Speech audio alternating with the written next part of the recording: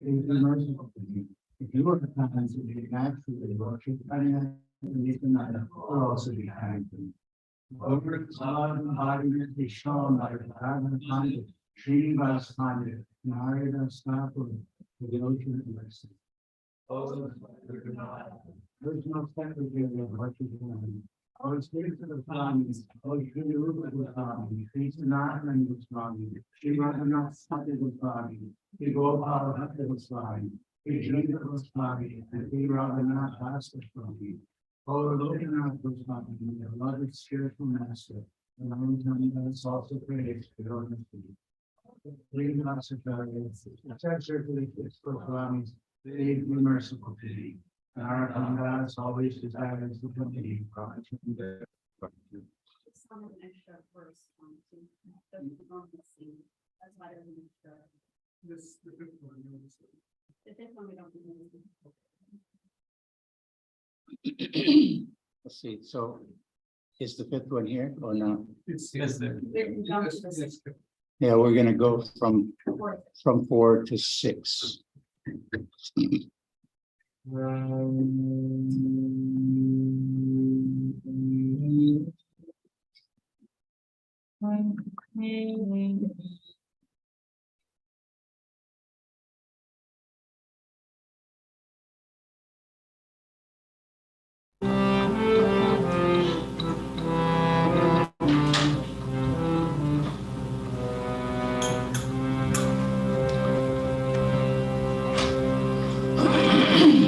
Shri Krishna Chaitanya Prabhu Doya Guru More Shri Krishna Chaitanya Prabhu Doya Guru More Toma Binna Ke Doyalu Jagat samsare Tamabhinna ke dayalu Jagat samsare Bhatita bhavana hetu Taravatara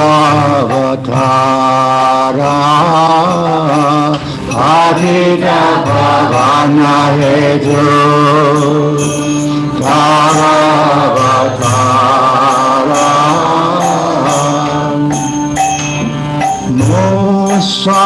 Mosampatita Prabhu Napai Beyara Mosampatita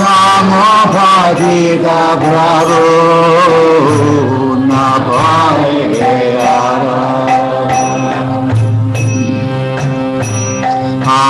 Prabhu Nityananda Premananda Sukhi Prabhu Nityananda Premananda Sukhi Kripa Balokana Koro Ami Boro Dukhi Kripa Balokana Koro Ami Boro Dukhi Doya Koro Sitapati Advaita Gosai Doya Koro Sitapati Advaita Gosai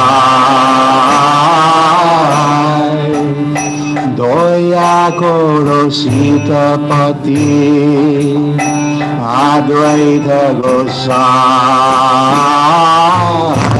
Doya Koro Sitapati Advaita Gosai Kalakri Bhavallebhai Chaitanya Nitai Kalakri Bhavallebhai Vallabha Chaitanya Nita Allah Kripa Vallabha Chaitanya Nitai Allah Kripa Vallabha Chaitanya Nitai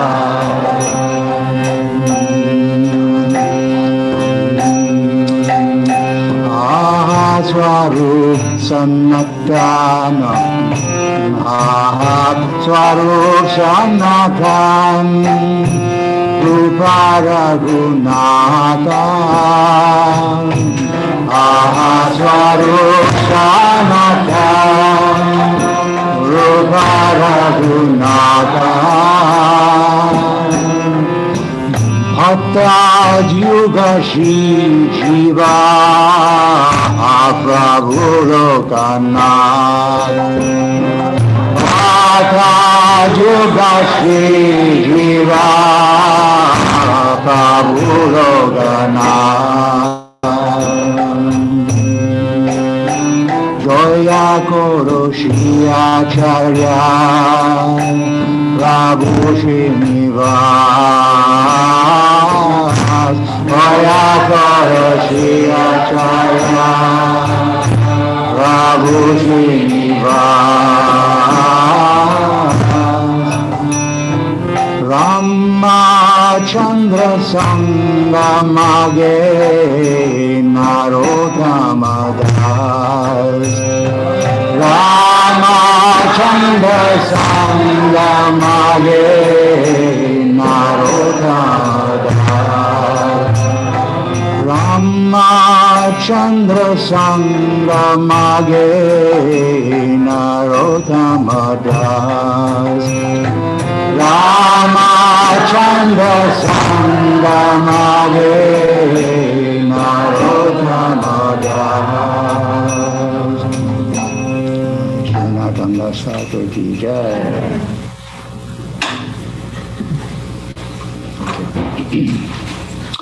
Jaya Jaya Shri Chaitanya.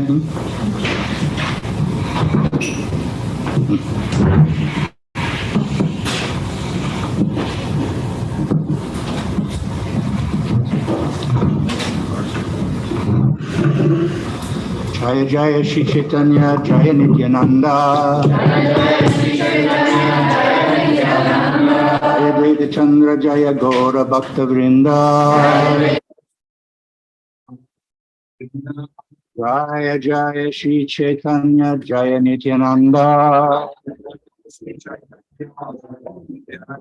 Jaya Advaita Chandra, Jaya Gaura Bhakta Vrinda.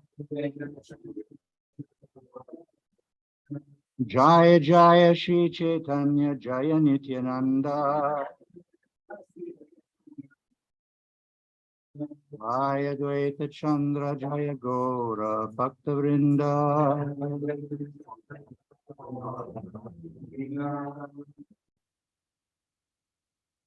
This is the Adi Lila of the Chaitanya Charitamrita, chapter 3.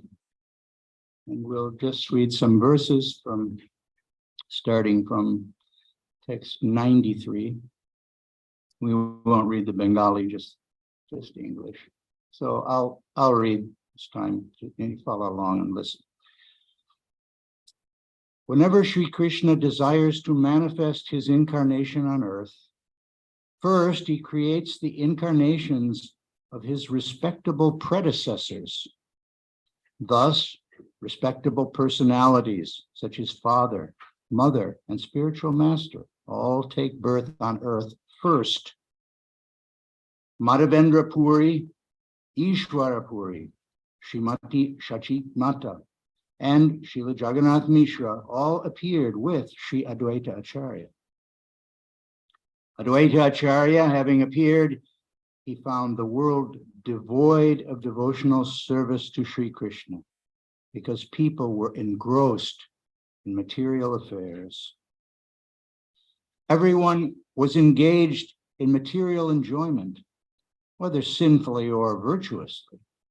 No one was interested in the transcendental service of the Lord. which can give total relief from the repetition of birth and death. Seeing the activities of the world, the Acharya felt compassion and began to ponder how he could act for the people's benefit. If Sri Krishna were to appear as an incarnation, he himself could preach devotion by personal example. In this age of Kali, there is no religion other than the chanting of the holy name of the Lord. But how in this age will the Lord appear as an incarnation? I shall worship Krishna in a purified state of mind. I shall constantly petition him in humbleness. My name, Advaita, will be fitting if I am able to induce Krishna to inaugurate the movement of the chanting of the holy name. While he was thinking about how to propitiate Krishna by worship, the following verse came to his mind. This is a verse from the Gautamiya Tantra. Sri Krishna, who is very affectionate toward his devotees, sells himself to a devotee who offers merely a tulsi leaf and a palm full of water. Advaita Acharya considered the meaning of this verse in this way. Not finding any way to repay the debt he owes to one who offers him a tulsi leaf and water, Lord Krishna thinks, there is no wealth in my possession that is equal to a tulsi leaf and water. Thus, the Lord liquidates the debt by offering his own self to the devotee. Considering this, the Acharya began worshiping the Lord. Thinking of the lotus feet of Sri Krishna, he constantly offered tulsi buds in water from the Ganges. He appealed to Sri Krishna with loud calls and thus made it possible for Krishna to appear. Therefore, the principal reason for Sri Krishna's descent is this appeal by Advaita Acharya. The Lord, the protector of religion, appears by the desire of his devotees. O my Lord, you always dwell in the vision and hearing of your pure devotees. You also live in their lotus-like hearts, which are purified by devotional service.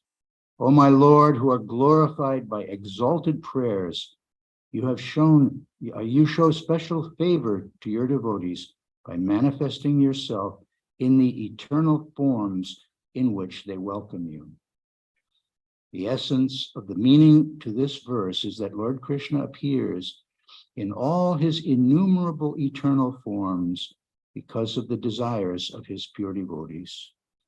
Thus, I have surely determined the meaning of the fourth verse. Lord Gauranga, Lord Chaitanya appeared as an incarnation to preach unalloyed love of God. Praying at the lotus feet of Sri Rupa and Sri Raghunath, always desiring their mercy, I, Krishna Das, narrate Sri Chaitanya Charitamrita following in their footsteps. So, Srila Prabhupada has often lectured on the meaning of Acharya. I remember in particular a lecture in Sridham Mayapur. I don't know, it was 73 or 74. Prabhupada was talking about Sri Advaita Acharya and the meaning, the import of Acharya. And he particularly made the remark that there's a great shortage of Acharyas now. So the Krishna consciousness movement, of course, is meant to remedy that situation. But let's go back and look at the purport for text 98. I'll just read some of it. Okay, seeing the activities of the world, the Acharya felt compassion and began to ponder how he could act for the people's benefit. Purport. This sort of serious interest in the welfare of the public makes one a bona fide Acharya. An Acharya does not exploit his followers. Since the Acharya is a confidential servitor of the Lord, his heart is always full of compassion for humanity in its suffering. He knows that all suffering is due to the absence of devotional service to the Lord, and therefore he always tries to find ways to change people's activities, making them favorable for the attainment of devotion. That is the qualification of an Acharya. Although Sri Advaita Prabhu himself was powerful enough to do the work, as a submissive servitor, he thought that without the personal appearance of the Lord, no one could improve the fallen condition of society. In the grim clutches of Maya, the first-class prisoners of this material world wrongly think themselves happy because they are rich, powerful, resourceful, and so on. These foolish creatures do not know that they are nothing but play dolls in the hands of material nature, and that at any moment material nature's pitiless intrigues can crush to dust all their plans for godless activities. That's wonderful. Crushed to dust. Well, such foolish prisoners cannot see that however they improve their position by artificial means, the calamities of repeated birth, death, disease, and old age are always beyond the jurisdiction of their control. Foolish as they are, they neglect these major problems of life and busy themselves with false things that cannot help them solve their real problems. They know that they do not want to suffer death or the pangs of disease and old age, but under the influence of the illusory energy, they are grossly negligent and therefore do nothing to solve the problems. This is called Maya. People held in the grip of Maya are thrown into oblivion after death. And as a result of their karma, in the next life, they become dogs or gods, although most of them become dogs. To become gods in the next life, they must engage in the devotional service of the Supreme Personality of Godhead. Otherwise, they are sure to become dogs or hogs in terms of the laws of nature. Okay, so, Om Vishnu Padaya Krishna Prasthaya Bhutale Srimate Bhaktivedanta Swami Namaste Namaste Saraswati Devi Gauravani Pacharani Nivishesha Shunilani Vashati Vishnu Panchakalpatarubhyascha Kripa Sindhubhya Patitaram Pavnebhyo Vaishnavebhyo Namo Namaha. So, as Srila Prabhupada has so nicely stated here, an Acharya, a real Acharya, he's consumed with the mission of bringing real relief and happiness to all the living beings of the world. And because he knows, as Prabhupada says, that all material sufferings are due to an absence of devotional service, or we could say disconnection from Krishna, he makes it his business to try to revive that dormant Krishna consciousness within everyone.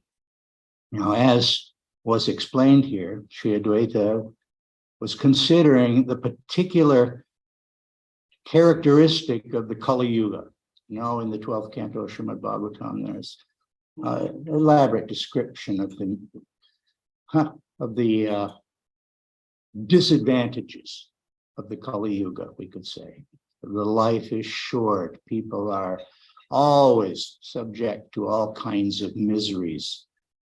There's scarcely any real religion or truth and honesty and justice, for that matter, even materially speaking. And gradually, over the course of the Kali Yuga, like 400,000 some years, the situation deteriorates more and more and more.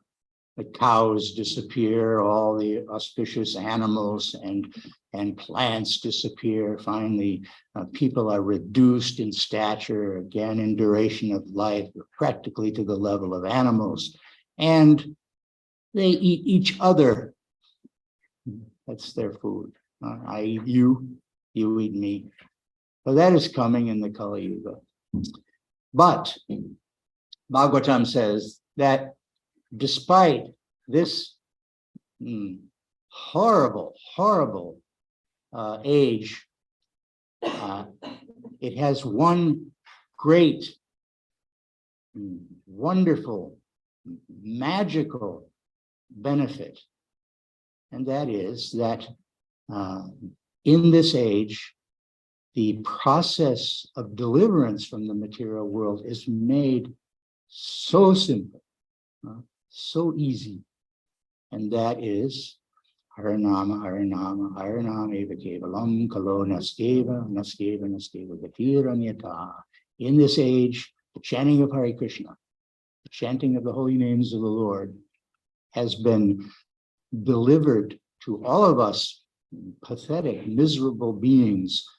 And we're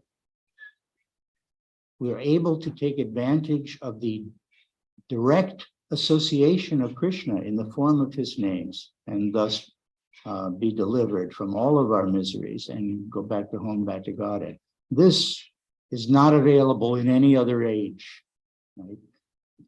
The other day, we heard the story of what was his name?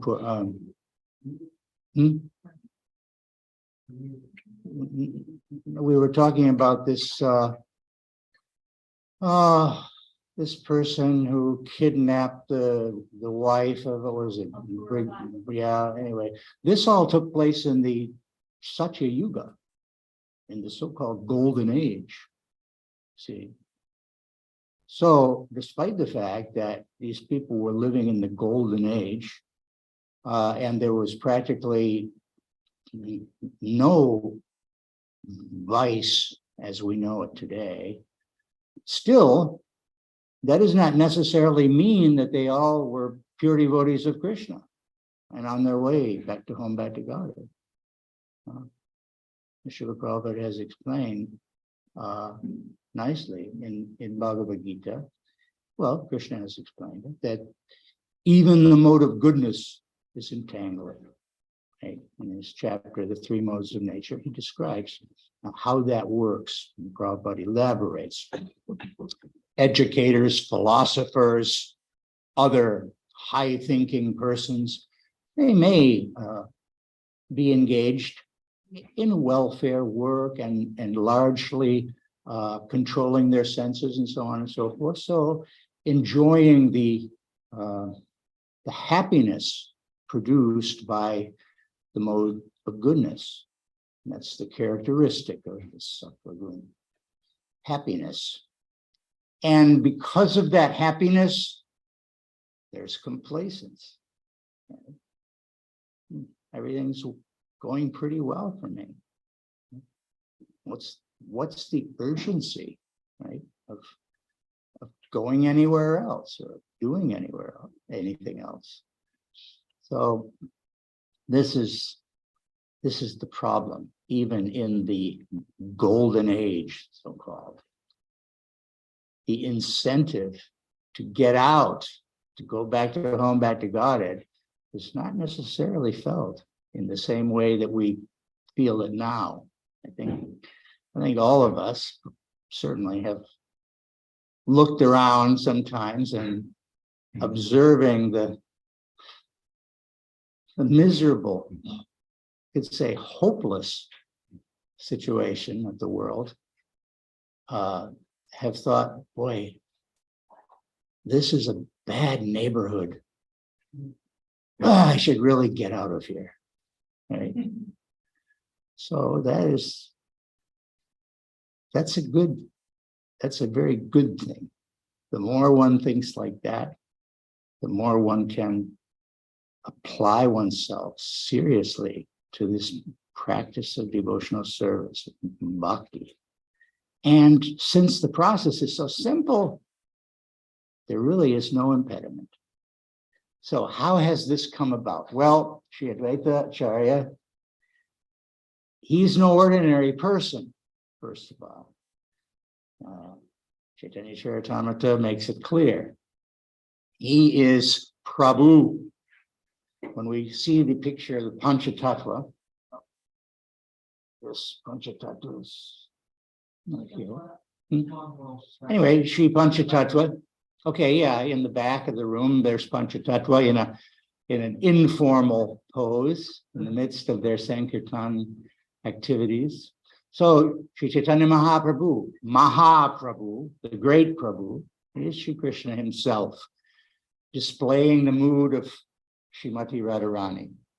And on his right side is Nityananda, also Prabhu, because he is the very first expansion of Sri Krishna, that is Balaram, Baladev. Srila Prabhupada said that there is no difference between Krishna and Balaram except color. You know? And yet, there's another difference, because Lord Balaram is the first and foremost servant of Sri Krishna. Next to Lord Nityananda, on his right is Sri Advaita Acharya. Once Srila Prabhupada mentioned that he's the only one who's allowed to have long hair and a beard. So, yeah, he's kind of unique in that way. So he appeared before, as we already read, he appeared before the appearance of Chaitanya Mahaprabhu. Nityananda also appeared before, and this was setting the groundwork for the appearance of Lord Chaitanya. Sri Advaita Acharya is a disciple of Madhavendra Puri. That is to say, he's a god brother of the spiritual master of Sri Chaitanya Mahaprabhu, Ishvara Puri. So therefore, Lord Chaitanya always treated him with the greatest respect. That's the etiquette, the Vaishnava etiquette, that the god brother of my spiritual master is to be respected and honored just like my spiritual master, on the same level. So Lord Chaitanya was always very deferential and respectful to Advaita Acharya. And in fact, Advaita Acharya found this problematic, because just like Nityananda Prabhu and all the expansions from the original Supreme Personality of Godhead, Sri Krishna, he was in the mood of service, right? The servitor Supreme Personality of Godhead. Now, as was mentioned here, he was powerful enough to do anything. What to speak of delivering all of us living entities on this little small planet, insignificant planet, or this minor universe, even you could say. You know, our Brahma, who's in charge around here, only has 4 heads. That's all he needs. But there are other Brahmas, there are other universes, and those Brahmas require thousands and millions of heads to do their work. So this is a minor universe. And yet, although Sri Advaita Acharya, in fact, is the source of all of these material universes, he is the one who, as Mahavishnu, by his breathing, and sometimes said by his perspiration, emanates all of these universes, right? Which are then populated. So there's no difficulty for him to deliver everybody. And yet, because he's the servant, because he's thinking, I am the servant of Sri Krishna, I am the humble water carrier for the Supreme Personality of Godhead. Therefore, he's thinking, not let me do this great work, but let me somehow or other call upon Krishna. It is said, we heard here, that Advaita Acharya was calling out with a loud voice. Somewhere it's said that those cries pierced the covering of the universe even, and were heard in Vaikuntha and Krishna Loka.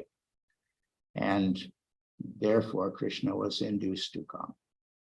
Simultaneously, there were other reasons why the Lord decided to come, as Sri Chaitanya Mahaprabhu specifically wanted to understand, delve into the mystery of his own attractiveness to Srimati Radharani, and what wonderful feelings she must have when engaged in his service or in his company.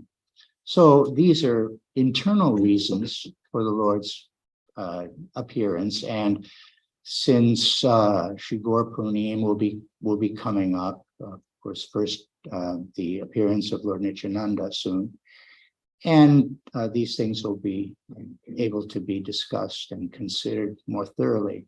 But as far as the external purpose is concerned, Sri Advaita Acharya's appeal is the main cause, you could say. So this is instructive in another way. A doubt which I've certainly had, and perhaps some of you, this doubt that, do I really want to be a servant? Do I really want my entire existence to be serving someone else? How can Krishna be that great, worthy of my constant devotion? Right? How can it be? After all, service is not generally considered in this material world, especially now in the Kali Yuga. It's not considered a very exalted occupation, right? You know, in the old English expression, well, he's in service, she's in service. My father and his father and his father, we were all in service. This means that we were acting as servants of some exalted personality, perhaps a royal or something like that, as a footman or as a butler. They were highly placed, or as a cook or a maidservant or something like that. These were not very high status jobs, right? They may have been comfortable, but no one would choose that position in society if they had the opportunity to take something higher. So considering like this, which is our experience here, I have that doubt. Krishna says, surrender to me, surrender to me. How often we've heard that. That very word is a problem to a person like me, full of false ego, full of false pride. Surrender? Do I submit myself? But the fact is that the highest happiness, the highest perfection of existence, happiness and satisfaction and contentment beyond imagination is available to all of us by simply giving in to Krishna. And this doesn't mean learning something new or adopting some unfamiliar role. Actually, it simply means accepting the normal state of affairs. Krishna claims us all. In Bhagavad Gita, it's clear. They are my parts and parcels, right? He says, though, now they're struggling very much, right, within the material world, with the senses and the mind. But actually, they are my eternal parts and parcels. And what does that mean? Often, because our acharyas have specially battled monism, that is to say, the philosophy that we are all as good as God, or that God is not a person, is just a generalized energy or existence. So because our acharyas have battled against this concept, which is so dangerous and prominent in the Kali Yuga, difference has been emphasized in our line, right? We know Achintya Veda Veda Tattva. This is Lord Chaitanya's specific philosophical contribution. Other acharyas have emphasized difference or oneness. Lord Chaitanya said that both oneness and difference are there. So what I mean to say is that difference tends to be very much emphasized in our line, but oneness is also there. That has to be considered. What does it mean? Oneness. I am one with God. Not quantitatively, we know Srila Prabhupada has emphasized that point so often, so many times, in so many ways. I'm not God in quantity or in power or in anything else. If somebody proclaims himself to be God, it's ludicrous, right? It's laughable. If it wasn't so dangerous, owing to the fact that people are so ready to follow any nonsense who proclaims his divinity. Aside from that, it's preposterous. What is my power? Right? I cannot even see if somebody's standing on the other side of the door there. I'm God. And thousands, maybe millions of people. If I have a twinkle in my eye, if I can grow a nice beard, if I have a gift of, silver tongue, as they say, or even better, if I can make some magic, right? And sometimes they have some magical ability. Rarely now in the Kali Yuga is it an actual mystic power, but even that in the past certainly has been there, that somebody can do something, a little bit of mystic yoga, siddhi. And by that demonstration, everyone, thousands and millions of people throw themselves on the ground and offer up all their wealth, whatever. But examined critically, one has to say that this claim is absurd. And yet, oneness, what does it mean? It means I'm part of Krishna. Prabhupada said the living entity, as Krishna explains in Bhagavad Gita, is one of his energies, but not separated. The material energies, earth, water, fire, air, ether, mind, intelligence, false ego, these are separated energies. The Lord describes them as such. That is to say, they're not conscious. They're not participating in Krishna's existence. But the Jiva soul, he is not separated. We're energy. We're called marginal. That's because we can either be on the spiritual side or we can fall victim to the material energy and become absorbed over here in the darkness. Nevertheless, we are Krishna's internal spiritual energy, and therefore non-different from him in the sense that energy and the energetic are inseparable. So, oneness, what does it mean? It means full participation in Krishna's existence.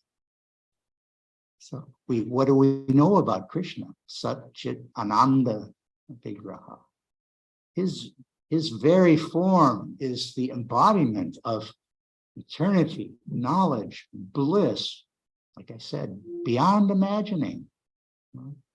And because we are his inseparable, eternal, indestructible parts and parcels, we have the right to participate in all of that wonderful existence, provided we can accept the fact that we are small. That's all. That's all that's necessary. I am not the supreme being. I am godlike. I am part and parcel of Krishna, but he is the supreme, and I am the cooperating or serving supreme, one could say, right? My job is to subordinate myself to the great whole Supreme Personality of Godhead. And if I simply do that, in other words, if I simply accept the nature of things, then I can enjoy all of the happiness that comes from being with Krishna, right? In whatever role I may play, that's not important. Every single one of Krishna's associates, right? Whether they're gopis or cowherd boys or cows or peacocks or bumblebees or desire trees, every single one of Krishna's associates is conscious and is thinking there can be nothing better, nothing greater, nothing more wonderful than this. That's the nature of the spiritual world. And that's offered to us. How? By the mercy of Sri Advaita Acharya's appeal, it has become available to us simply by chanting Hare Krishna, Krishna Krishna, Hare Hare, Hare Rama, Rama Rama, Hare Hare. In ISKCON, there are so many activities, so many things are going on, and yet at the center, at the heart, we are what? The Hare Krishna movement. And our success,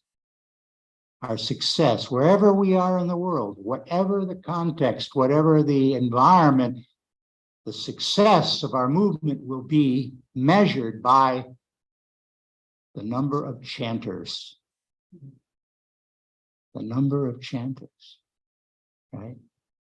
If we can gather together, let's say, how do you judge the success of a temple, for instance, of a yatra, we say? Well, if you could gather together all of the people in that area associated with that temple, but more importantly, all of the people in that area who are able and willing to chant Hare Krishna, Krishna Krishna, Hare Hare, Hare Rama, Rama Rama, Hare Hare. How many is it? Right? We talk about scores, book scores, and so on and so forth. But the books, what are the books? Prabhupada said they're full of chanting. Right? They're full of chanting. Those descriptions of the Supreme Personality of Godhead, Bhagavatam says, are full of auspicious power. They transform the lives of everyone they touch. These books are also the incarnation of Krishna.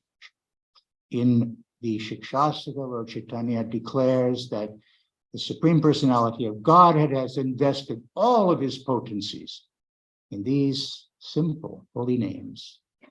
And therefore, they can not only counteract the miseries of the Kali Yuga, that's trivial, that's insignificant.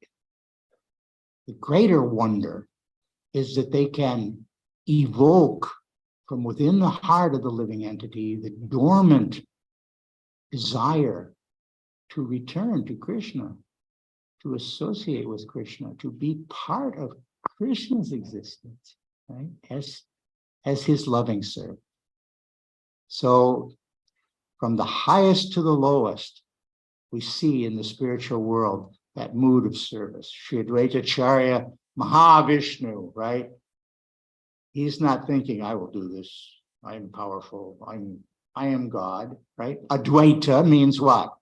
not different, not different. He's identical. He's not displaying all the characteristics of Krishna, but he is Krishna. Right? All of these incarnations of Krishna are as Krishna is. Take a candle, light another, light another, light another, millions and trillions of candles. They all have the same candle power, but one is original. So it's remarkable that a great personality, a direct expansion, Purusha Avatar, who is so powerful that universes are coming out of his pores, practically, right? Effortlessly. So great, but he's thinking, how can I serve? How can I serve? So that should be an indication to us that service, the mood of service, the restoration of our original service attitude towards Krishna is desirable. Look who's desiring it. Look who's doing it. The greatest, Lord Nityananda, Sri Advaita Acharya, the very top. What to speak of Srimati Radharani. Everyone wants to serve Krishna. So we should take a little lesson from that. Maybe that's a good thing. Maybe I could also serve Krishna. So that is the mission of this Krishna consciousness movement. We want to recover our original loving, serving attitude towards Krishna. And beyond that, we want to help inspire, you could say, infect all the other poor, suffering, living entities. They're not different from us. He's not different than me. I'm not better than others. We are all, at heart, Krishna's dear, beloved devotees. It simply has to be awakened. So if we take up that mission and take it to heart, then gradually, we also can be considered in that category of Acharya. So thinking like that and desiring that, setting our intention in that way, that's the beginning of the process, right? I would like to be a real servant of Sri Chaitanya Mahaprabhu and help in whatever small way to spread this Krishna consciousness movement. And if we think in that way, we will start to see everywhere miracles, because this Krishna consciousness movement is miraculous. And those of us who have been around for a long time, or even those who have been only with us for a short time, if we simply open our eyes, we'll see wonderful things. I was talking with Shama the other day about it. It's a good practice, I think, for devotees to get together and tell these remarkable, wonderful, inspiring stories of the miracles that they encounter as they go out to spread Krishna consciousness by whatever service one is doing. There are cleaners and cooks and book distributors and organizers and managers and actors and musicians and Sankirtan Harinam devotees. There's so many kinds of service that are necessary everywhere. If you simply pay attention, you will see the wonderful effect of this Sankirtan movement, of this Hare Krishna movement, as it spreads out and eventually spreads everywhere by the kind mercy of Sri Advaita Acharya and, of course, Lord Chaitanya Mahaprabhu, who has inaugurated this wonderful movement of chanting Hare Krishna, Krishna Krishna, Hare Hare, Hare Ram, Ram Ram, Hare Hare. You all have stories. You think what you've seen, what you've experienced. you'll realize you've seen things that are unprecedented, cannot be explained in any way except the miraculous mercy of Lord Chaitanya. One time, for many years, we were doing a Nam Sankirtan in downtown Detroit, up and down, around and around and around these 2 blocks in the center of the city. There were a lot of traffic in those days, that is to say, pedestrians. So we were chanting and naturally distributing back to Godhead and incense sticks in those days. And there was a guy who, I think he worked for the Salvation Army. He used to always stand on the same corner. He had one of those, kettles where they would receive their donations and a bell that he was ringing. He hated us. He hated us. Our circuit took us past him every time, we would come along. We would go up, cross the street, come back, cross the street, go up. That was what we would do, and take turns distributing and chanting. Every time we came past that guy, he would spit at us or chase us or curse us. Sometimes he would even leave his post to go and interrupt a devotee who was talking with somebody on the sidewalk. He would go up and condemn us, and shout, "Don't listen to them." He was a demon. We thought so. A demon, a spitting, snarling demon. So times changed.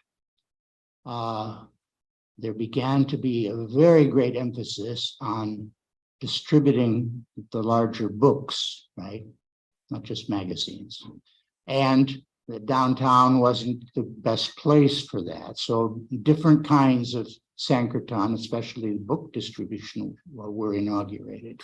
And devotees were going off here and there to shopping malls, to the airports, to even door to door, so many places. And practically the downtown Nam Sankirtan stopped. There wasn't any. We just were not enough devotees to have that continue, as well as doing all the other things. So a long time passed. Well, one time there was a festival. It may have been Gaur Punim or it may have been Janmashtami, I don't know, one of the larger festivals. And devotees came from here and there. By that time I was in Cleveland. So devotees from Chicago, from Cleveland, we all gathered together in Detroit for that festival celebration. And we thought, okay, what are we going to do? Oh, let's all go downtown. And it's a place that was big enough to accommodate a lot of devotees chanting, big wide sidewalk. That's the place. We'll all go downtown. So we all got in our trucks and buses, went downtown, had a wonderful Sankirtan party. At a certain point, this guy came running up to us. "Where have you been? Where have you been? I've looked for you." Practically tears in his eyes. Why did you stop chanting here? Why did you stop coming here? I've looked for you, this, that, right? Completely transformed. The demon transformed into a devotee. How is that possible? How is that possible? So, he was so moved that we were again there. So, as I say, miracles. So think about it, and share it with your devotee friends. All the wonderful things that you've seen. And if you think that you haven't seen a miracle, I contend that you're just not thinking strongly enough, because every one of us has seen things that are inexplicable, except by the extraordinary mercy of Lord Krishna, Lord Chaitanya, and his devotees. So thank you very much. Sri Advaita Acharya ki jai. Sri Krishna Sankirtan movement ki jai. Hare Krishna movement. Ki Jai. Thank you. Well, we went a little over time, but I guess we have a minute or two left if anybody has some inspiration to say anything or share anything. Prabhu.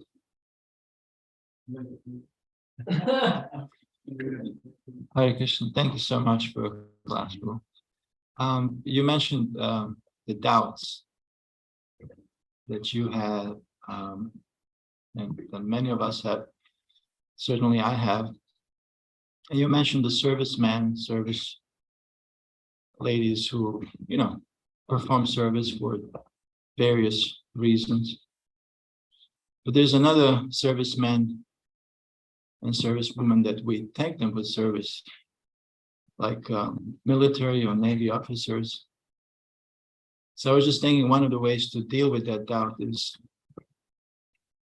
the appreciation for services performed. Because all those military men and women, they understand when it's valued and appreciated, then they have no doubt to even give a life, right? Yeah. So I just wanted to Yeah, if it's a great contribution to this movement, if I appreciate and express that appreciation to another devotee who is serving sincerely, that lifts him up.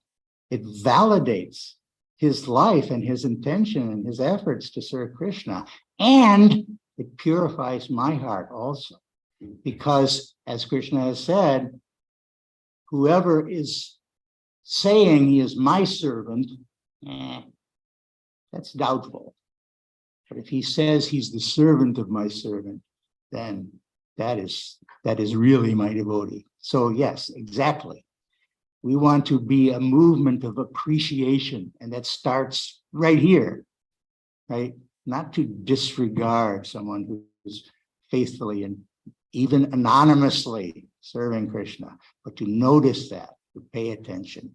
One time Prabhupada arrived in New Vrindavan, and the house where he was staying had a little walkway, and a devotee, probably Tapapunj or somebody, had made a little flower garden, on the edges of that walk all the way up to the house. So there were flowers, flower beds. Prabhupada noticed that. He stopped, right?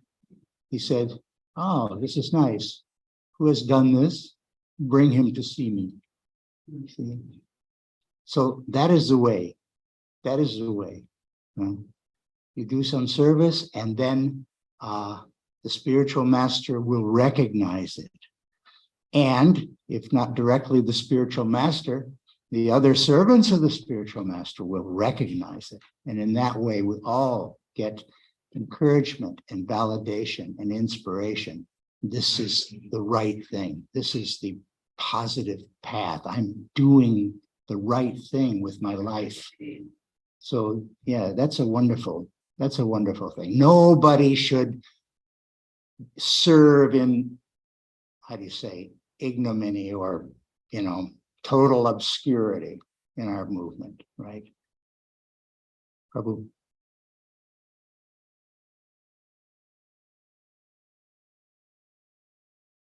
Hare Krishna, Prabhu. I appreciated how you were making the point that even such great personalities like Advaita Acharya, who's Mahavishnu, he just wants to serve. And Lord Nityananda, who's Lord Balaram, who's practically the same as Krishna, he also just wants to serve Krishna. So the position of and that we should conclude from that to be a servant of Krishna is like the most singular, desirable position to have. And then I was thinking that even Krishna, he notices that. He's like, wow, all these great personalities just want to serve me. What is that? Like, why is that such a desirable position? I want to experience the happiness that they get from serving me.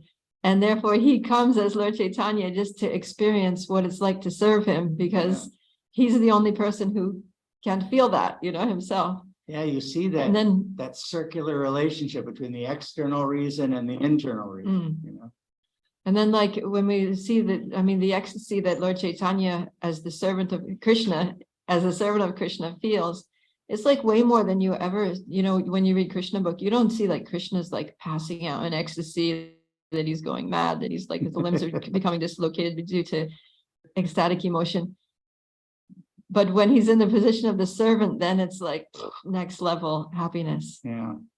Well, one last thing, because we went a little beyond, but Sri Advaita was unhappy, you know, that Lord Chaitanya always, you know, he was venerated. He was always respected by Lord Chaitanya. Advaita Acharya did not like that, right? Because he didn't see himself as worthy of Lord Chaitanya's adoration. He thought himself the humble servant of the Lord. And therefore he thought, what can I do? What can I do? So one time he went out and he started preaching Mayavad philosophy. So the news came to Lord Chaitanya. What? Lord Chaitanya went out there and you know, severely chastised him, right? And Sri Advaita was so happy with that turn of events, you know. Oh, finally, I'm in the proper position. You know, the Lord is chastising me as the master should chastise the servant. And thank you. And other devotees were envious, you know. Why, Lord Chaitanya never chastised me like that. You know, I should be a better servant too, so I can be chastised. So in this way, that's this movement, devotional service is it's just delicious on all sides. And all we have to do is just give in. That's all, just give in. And it will drown us. Thank you so much. It's fun. Sri Advaita Acharya ki jai, Lord Chaitanya Mahaprabhu ki jai, Srila Prabhupada ki jai, Gaura Premanandi.